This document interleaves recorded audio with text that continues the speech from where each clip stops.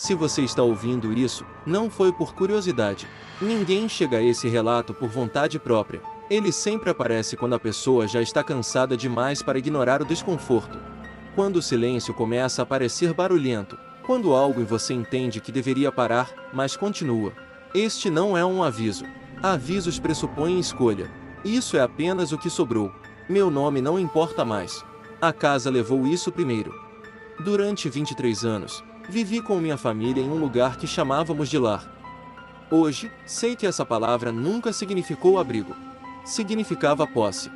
A casa ficava no fim de uma estrada que não aparecia em mapas. Quem passava por perto dizia que o caminho mudava de lugar. Às vezes estava ali. Às vezes não. Como se a casa escolhesse quando queria ser encontrada. Ela não parecia ameaçadora. Esse era o truque. Parecia quieta demais. Enquanto tudo ao redor envelhecia, cercas caíam, telhados cediam, árvores apodreciam, a casa permanecia intacta. Não limpa. Não nova. Apenas preservada. Hoje entendo que ela não resistia ao tempo. Ela se alimentava dele. Eu era criança quando a seca começou. Não lembro do último dia em que choveu antes dela, só lembro da ausência. Do chão rachado. Dos animais magros. Do silêncio pesado. A fome não chegou de uma vez. Ela se instalou devagar, como alguém que se senta à mesa sem pedir permissão. Foi nessa época que o primeiro homem bateu à porta. Era noite. Sempre é. Ele estava ferido, desidratado, quase sem voz. Pediu água. Só água. Lembro dos olhos dele, porque eram os olhos de alguém que já sabia que não sairia dali inteiro. Meu pai mandou que ficássemos quietos. Minha mãe começou a rezar. A porta se fechou. Nunca vimos o homem ir embora. Mas naquela noite, a fome desapareceu. Não falamos sobre isso. E esse foi o verdadeiro começo. Quando você aceita o silêncio, aceita tudo que vem depois. No dia seguinte, ninguém perguntou onde estava o corpo. Ninguém questionou o alívio no estômago. A fome tinha ido embora. E a casa parecia satisfeita. Depois disso, eles começaram a aparecer. Sempre sozinhos. Sempre à noite. Sempre fugindo de algo pior do que a gente. Alguns batiam à porta, outros desmaiavam no quintal. Todos vinham com a mesma esperança frágil nos olhos. Diziam que ouviram falar da casa. Que alguém garantiu que ali havia comida. Que ali as pessoas ajudavam. Nunca houve ajuda. Criamos regras. Não por bondade. Por organização.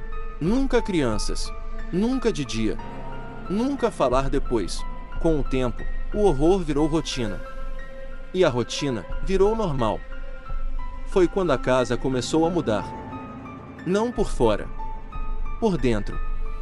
As paredes ficavam quentes à noite.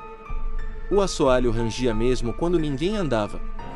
Às vezes, eu acordava com o som de mastigação ao meu lado e não havia ninguém ali. Mas a sensação ficava. Como se algo tivesse acabado de engolir. Os sonhos começaram depois. Eles não gritavam.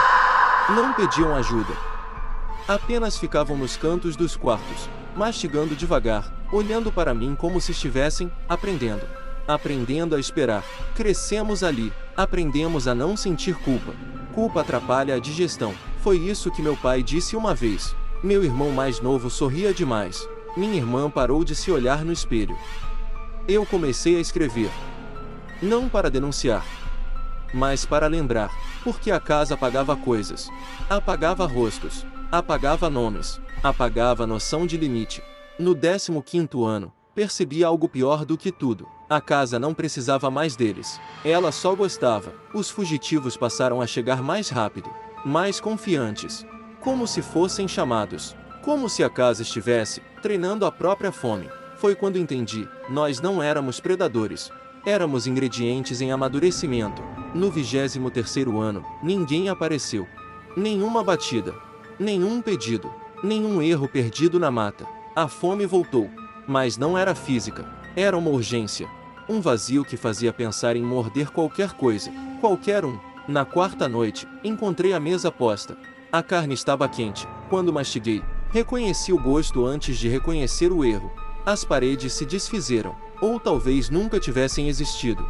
Eles estavam todos ali. Os que entraram. Os que nunca saíram. Os que fomos nós, todos mastigando no mesmo ritmo. A casa não nos enganou. Ela nos ensinou. Sou o último que ainda escreve. Não porque sou inocente, mas porque fui o último a entender.